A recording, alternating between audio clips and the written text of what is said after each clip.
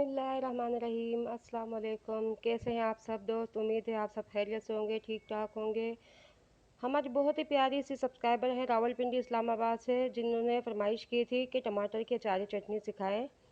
तो आज हम उनकी फरमाइश पूरी करने लगे हैं। तो आइए रेसिपी की तरफ। यहाँ हमें टमाटर चाहिए 5 से 6 अदद, और 5-6 हरी मिर्चें चाहिए साबुत जो हमने रखी हैं। इसके अलावा हमें ये ड्राई मसाले कुछ चाहिए, जिसमें हमें है साबुत धनिया चाहिए 1 टेबल स्पून सौंफ, दाना मेथी क्वार्टर, और कलौंजी क्वार्टर टी स्पून। ये चारों मसालों को हमने ग्राइंड कर लेना है।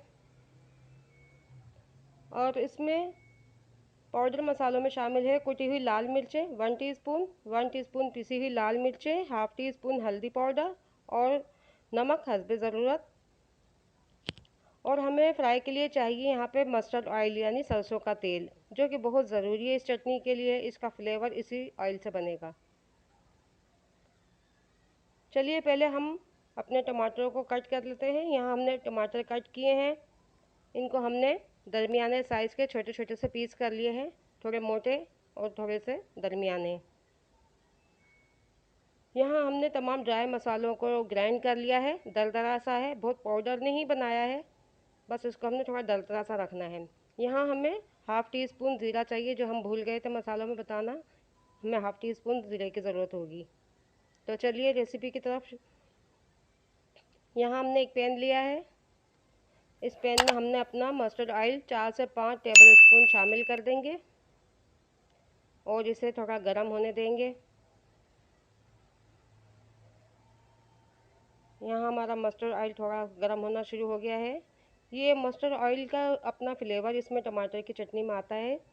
दूसरा ऑयल आप डालना चाहें तो डाल सकते हैं। यहाँ हमने ज़ीरा शामिल कर दिया है। ज़ीरा को हमने गोल्डन कर लेना है, इसमें ज़्यादा जलाना भी नहीं है इसको। ये चटनी आप पुलाव के साथ, कोरमे के साथ, रोटी से, मिसी बेसन की रोटी से भी खा सकते हैं। बहुत ही टेस्टी और मज़ेदार लगती है। गर्मियों के मौसम में ये बहुत बनाई जाने वाली रेसिपी है।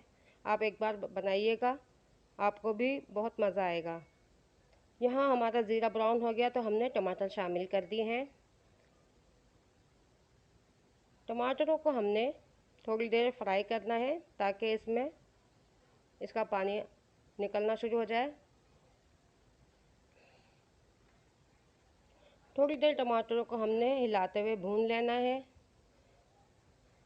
अब यहाँ पर हम अपने पिसे हुए मसाले शामिल करेंगे।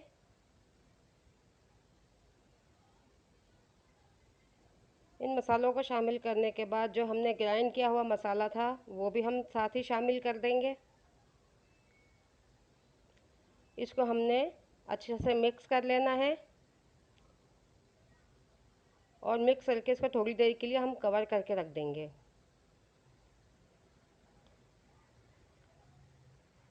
दो से 3 मिनट के बाद हमने कवर हटा के देखना है। हमारे टमाटरों ने काफ़ी पानी छोड़ा है और गलना शुरू हो गए हैं। इसी पानी में हमारा मसाला जो है पक के तैयार हो जाता है। इसको हमने इतना भूनना है कि हमारे टमाटर का पानी खुश्क हो जाए और इसमें ऑयल जो है वो नज़र आना शुरू हो जाए। तो टमाटरों को थोड़ा सा हमने दरदरा सा ही रखना है।